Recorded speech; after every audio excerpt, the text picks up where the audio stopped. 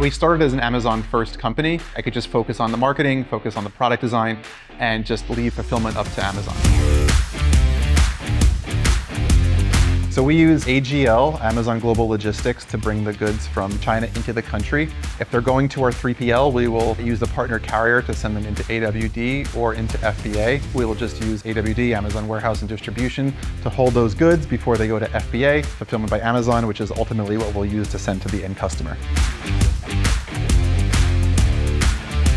And this also, saves us quite amount of time just in terms of our own manpower. We probably save 3 to 5 hours a week just from using AWD versus having to process these weekly shipments from the 3PL.